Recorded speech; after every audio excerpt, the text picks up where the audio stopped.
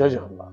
नमस्कार प्रिय दर्शक बंधु, मु ज्योतिषाचार्य प्रमोद कुमार पंडा आपको स्वागत करुच्ची आपणकर प्रिय चैनल एस्ट्रो कल्याण चैनल। प्रिय दर्शक बंधु, जो व्यक्ति मान उक्त चैनल को देखुं सब्सक्राइब करना सब्सक्राइब करूँ, लाइक करूँ, अधिक अधिक शेयर करूँ।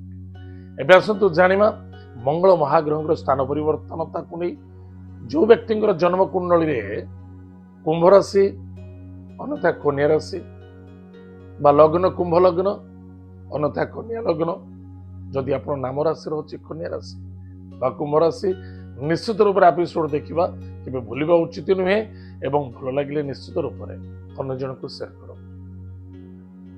प्रिय दर्शक बंधु, 29 जनवरी 2026 मसीहा मंगल महाग्रह श्रवणा नक्षत्र को गमन करेंगे। तो श्रवणा नक्षत्र क्यों राशि नक्षत्र? चंद्र महाग्रह राशि नक्षत्र हूँ श्रवणा नक्षत्र। चंद्र मंगल मित्र ग्रह अटंती। जितेबाला मंगल श्रवणा नक्षत्र को जीवे कर्म क्षेत्र में सफलता देवे, साहस बढ़िबो एवं निजर ऊर्जा जबरदस्त केते गुणा बढ़ी जीवो। पराक्रम क्षेत्र में सफलता, अर्थनैतिक क्षेत्र में लाभवान मध्य करिवे, स्वास्थ्य पई जबरदस्त सफलता देखा।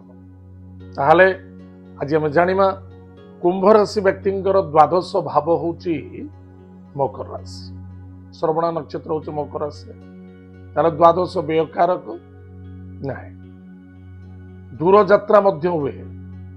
जो माने मार्केटिंग लाइन अच्छा कुंभ राशि व्यक्ति माने जो माने मार्केटिंग लाइन अच्छा से जबरदस्त सफलता मिल।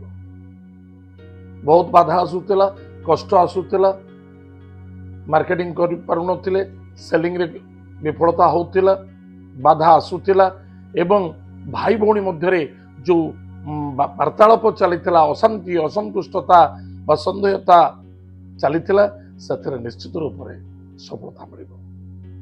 निसंदेहता कि मन रखि दरकार गाड़ी गुड़ा को टिके सावधान चलेबे एवं वाणी को सदा सर्वदा नियंत्रण रखा बहुत आवश्यकता। वाणी है कथबार्तार सहलता।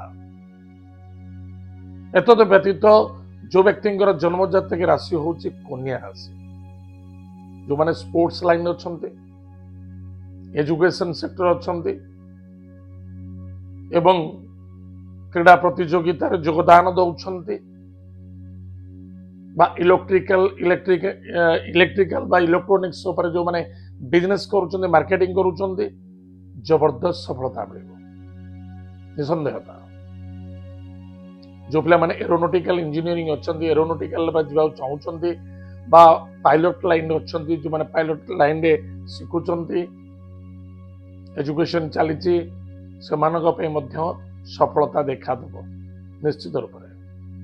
सबुठारु बड़ सफलता मिल मार्केटिंग लाइन, बहुत बड़ सफलता। कहीं ना कन्या राशि पंचम भाव हूँ किए